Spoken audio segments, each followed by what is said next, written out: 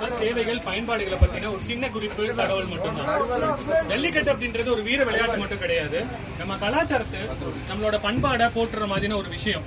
அது எப்படி அப்படின்னு பாத்தீங்கன்னா, ஒரு கிராமத்துல ஒரு சிறிய பகுதியில ஒரு சிறந்த காளைய வீரியமுள்ள காளையை தேர்ந்தெடுப்பாங்க.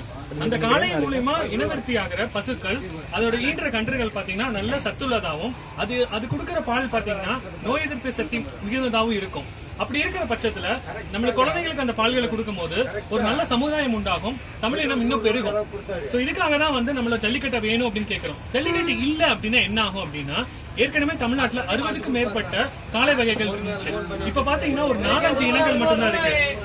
குறிப்பிட்டு சொல்லணும் அப்படின்னா காங்கேயம், புலிக்குளம், ஆலம்பாடி, பர்கூர் மற்றும் உம்பாலாச்சேரி இது மட்டும்தான் இப்ப இருக்குது. இதுவுமே ரொம்ப கம்மியான அளவுல மட்டும்தான் இருக்குது. இதே ஜல்லிக்கட்டு நடக்காம போயிடுச்சுன்னா இதோட இந்த காளைகளும் குறைஞ்சிரும். நம்ம எல்லா தேவைகளுக்கும் பால் தேவைகளுக்கும் வெளிநாட்டை கையேந்த வேண்டியது இருக்கும். ஜல்லிக்கட்டுக்கு உங்களோட ஆதரவை அறவழியில தேர்ந்தெடுத்து கொடுக்கணும்னு நினைச்சீங்கன்னா யூஎஸ்சி போலாம். ஆயிரக்கணக்கான லட்சக்கணக்கான மக்கள் திறந்திருக்காங்க, அறவழியில போராடுறாங்க.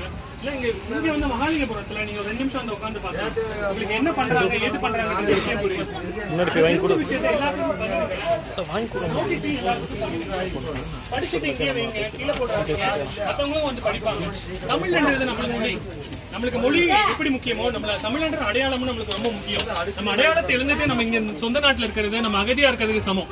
நம்ம வெளிநாட்டுல கையேந்த வேண்டாம் அப்படின்னா நம்ம ஊருக்கு நம்ம காளைகள் தேவை, நம்ம ஜல்லிக்கட்டு தேவை. ஜல்லிக்கட்டு நடக்கும், அறவழியிலேயே போராட்டம் தொடரும். நீங்களும் உங்க ஆதரவை தெரிவிங்க. நன்றி.